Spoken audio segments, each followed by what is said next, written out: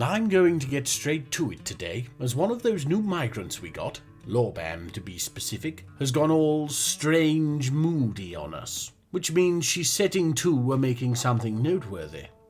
Here she is, on the prowl for some quality materials. Oh, gypsum? Well, that's disappointing. Hopefully she'll go digging in the gem bin for adornments at least.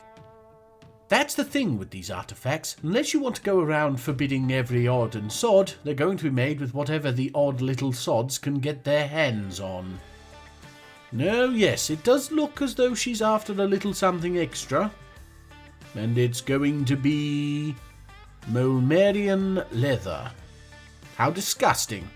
Oh, for anyone not in the know, a Molmerian is a naked mole rat with the head and torso of a naked mole rat man, where its naked mole rat body's head should be. If you can imagine a centaur, but somehow pulled inside out, you're not a million miles away. Intelligent enough to swing a sword, but not so much that a dwarf won't blink at eating it, or skinning it in this case. Yes, I'm sure whatever Lorbam is creating will be just lovely. While we wait for her to finish tinkering, I'll take some time to give you all the proper welcome you deserve. Kutam Milunudiz Wamid, you wonderful human beings. How have you been? Well, the doctor did tell you to stop scratching it, but never mind, it's lovely to see you all. Since last we spoke, I've been a busy little cosmic bee. We've got a swanky new Crumpet Sounds Patreon, an email address, mail@crumpetsounds.com, matching thumbnails for all the prior episodes, bloody finally, and a sprinkle of other spiffy little changes that just scream, finally taking this YouTube thing seriously. I can't wait to start receiving the beautiful bounty of nonsense I know you weirdos are capable of with the email.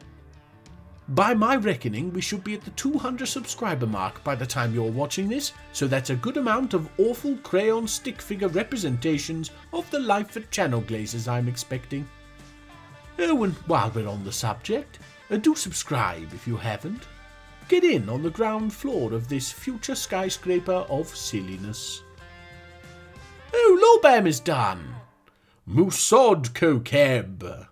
It's a little statue of... Oh no!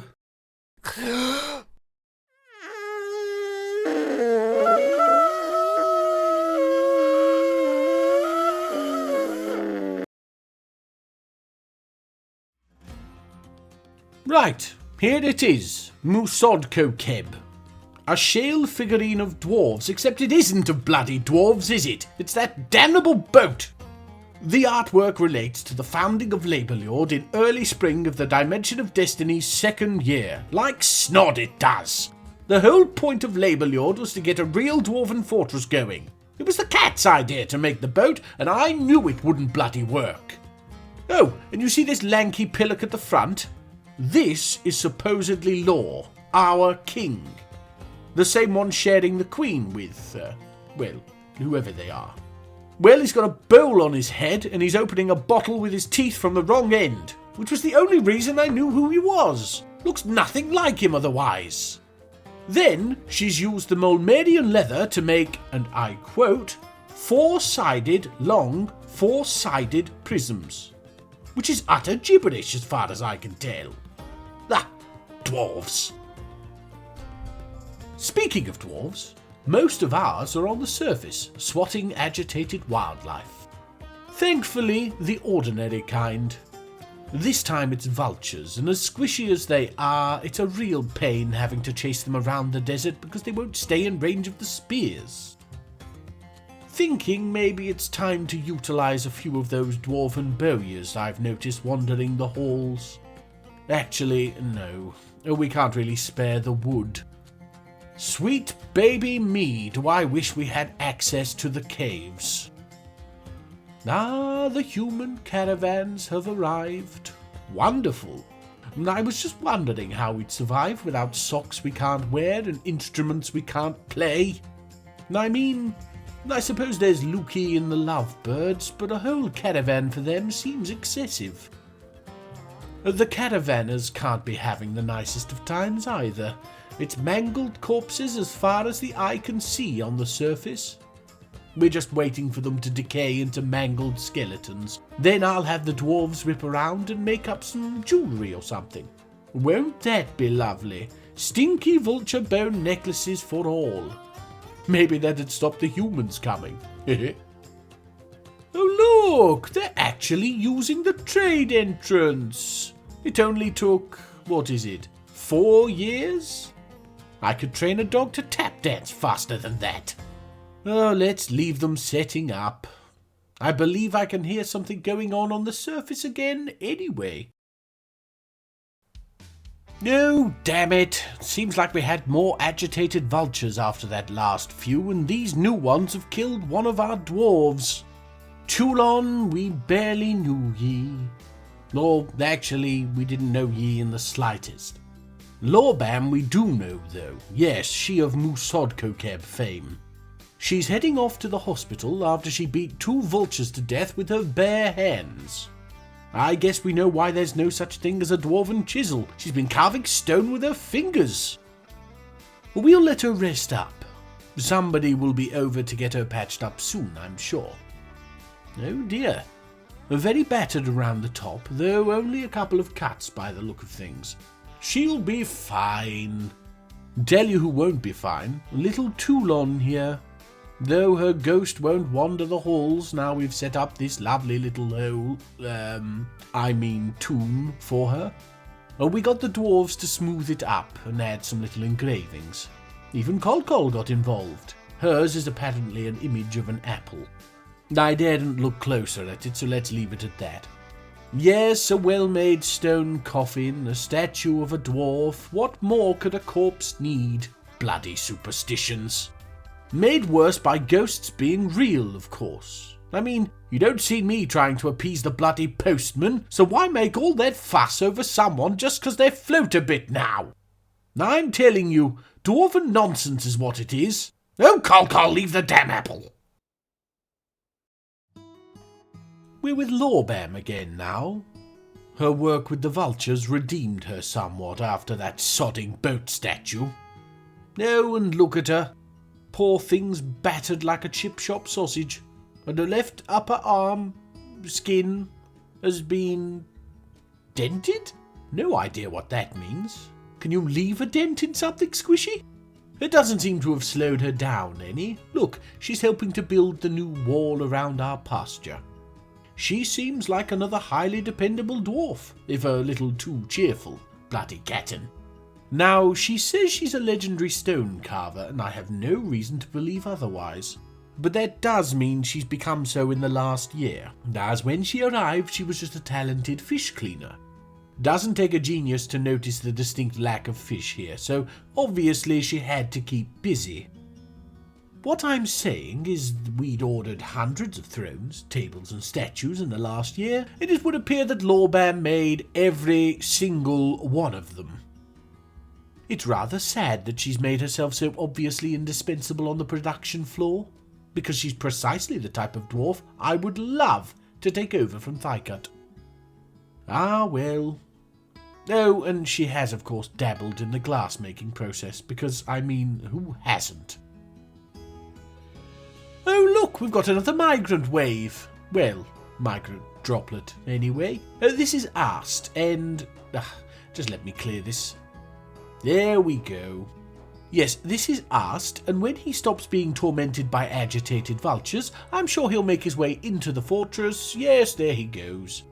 Now, Ast is an adequate woodcutter, and never before have those words sounded as good to me as they do now here at Channel Glazes. Once he's acquainted himself with the others and had a little rest, we'll get him back on the surface dodging critters and felling trees. He's an unassertive, emotional obsessive. Sounds like me as a teenager. Moving on. Here you can see the permanent pasture protection. It's an ugly rock-salt wall that should give our warriors somewhere specific to guard to protect our buffalo from the feathery maggot factories above. I've added an enclosed space in the vain hope that the dumb beasts will know to run for cover, but I'm not holding my breath. You know, I'm not actually certain whether pastured animals deplete the grasses in the area, so I'm probably going to need to keep an eye on this. Save it turning into a slab of barren rock covered in dead buffalo. Here you can see the roof just being finished off. Nothing fancy, simple flat top. I mean, it's not like it ever rains. Here's something I wasn't expecting to worry about. The dwarven caravans haven't arrived yet, and we're into the second week of early autumn. I made all that noise before about being fed up dealing with multiple trade caravans in a year. It would be just like my luck for Relic Shimmer to ignore us for a while. Damn. Nothing much we can do about it if they are. We aren't in desperate need of anything really, but I was planning on buying a load of clothing. Ever since we locked up the doors to the cavern, we've been hurting on textiles. Then again, maybe we should just focus on leather. Look at all of those cats! It doesn't seem to matter how many rounds of butchering I order. There's always more bloody cats. Honestly, I'd cull every tiddles and socks from the fortress, but sometimes I think they're the only thing stopping Col from running rampant. Oh, and I should quickly point out that we've widened the corridor up here too. Not sure if I haven't already mentioned it, but it is such a lovely corridor that I don't think it hurts to draw attention to it twice. What? It's a nice corridor. Oh, here they are. Thank me. Hello, your highness. I hope the trip wasn't too bad. I wonder if the delay was something tangible. Does Dwarf Fortress map the movement of individuals on the world map? I have no idea, but how fabulous would that be? I'm getting a lot of slowdown from all the cats right now, so let's skip the crawl to Thykot's office, eh? There we go. Oh my!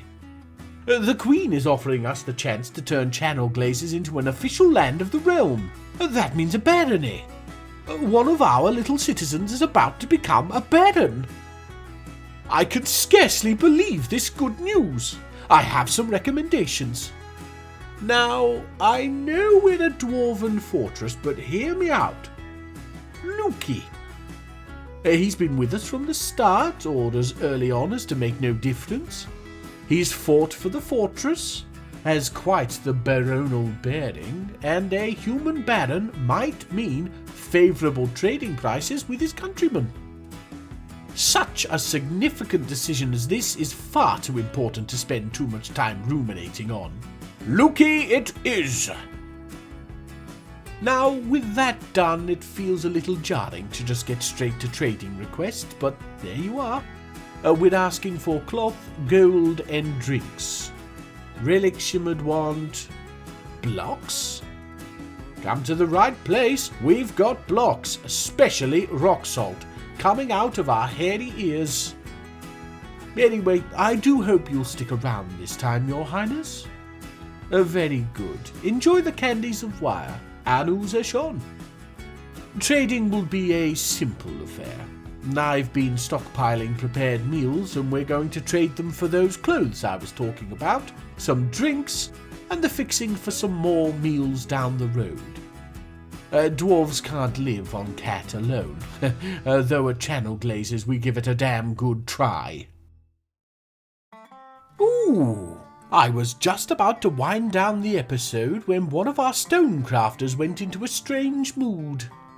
Here she is, Atia, a High Master Stonecrafter.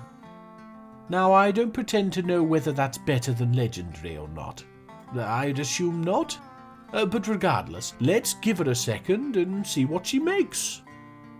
Saibo Shvukas, which is a Newden made from limonite. A Newden is apparently like a piano? Similar in function, anyway. Yes, it's a big stone piano, and it's worth a considerable amount of dwarf bucks. So, of course, Atir has claimed it as a family heirloom. Then somehow stored it in one of the little iron chests in the candies of wire. Dwarves. Oh ho ho, here it is! I was wondering when it would take effect. Caton Ficod, that's Channel Glazes to you and me, and the surrounding lands have been made a barony. On the 5th of Sandstone, year 14. Oh, what a glorious day!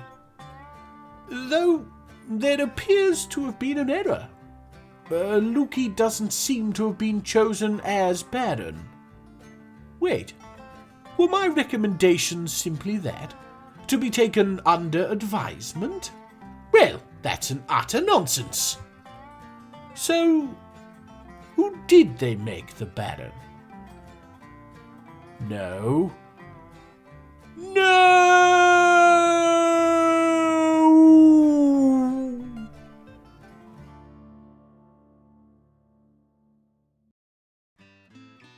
Hello, everyone.